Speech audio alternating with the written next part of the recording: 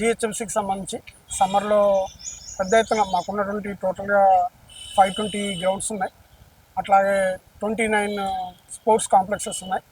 అట్లాగే ఒక 14 వరకు స్విమ్మింగ్ పూల్స్ ఉన్నాయి. ఇవన్నీ కూడా సమ్మర్ వచ్చిందంటే సమ్మర్తో పూర్తిగా నిండిపోతాయి.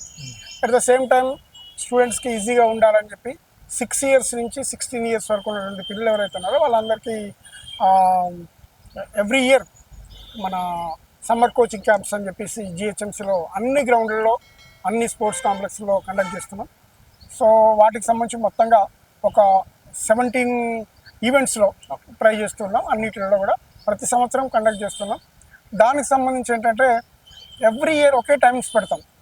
ఆ టైమింగ్స్ కూడా 6 ఇయర్స్ నుంచి 16 ఇయర్స్ పిల్లలకి, అట్లాగే ఏప్రిల్ 26th 27th నుంచి స్టార్ట్ చేస్తే మే 31st వరకు. ఇది బండ గుర్తు అనమాట. April 26th or 27th start అవుతుంది, మే 31st ఎండ్ అవుతుంది.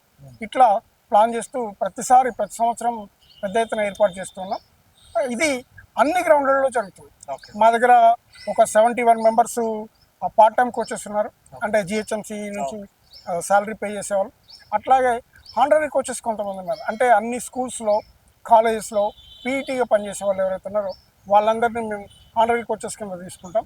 వాళ్ళే తీసుకొచ్చి ఇక్కడ ఏర్పాటు చేసినట్టుగా అమౌంట్స్కు సంబంధించి కూడా ఫీజెస్ కూడా సమ్మర్ కోచింగ్ క్యాంప్లో జస్ట్ 10 రూపీస్ 50 రూపీసే పెడతాం. 10 రూపీస్ చిన్న గేమ్స్ అన్నిటి కూడా 10 రూపీస్ పెడతాం. ఒక 50 రూపీస్ అనేది షటిల్ బ్యాడ్మింటన్కి, ఈతకు అంటే స్విమ్మింగ్కి సంబంధించి మాత్రమే 50 రూపీస్ ఉంటుంది. రిమైనింగ్ అన్నీ కూడా 10 రూపీసే ఉంటుంది. 10 రూపీస్ అంటే అది మినిమం కటసీగా పే చేస్తుంది. బాధ్యతగా అరే నేను కూడా 10 రూపాయలు పే చేస్తున్నా అనే దాంతో ఉండడం కోసం మాత్రమే అది పెడుతున్నాను తప్ప దాన్ని ఏదో పబ్లిక్ నుంచి తీసుకోవాలనే ఆలోచన కాదు.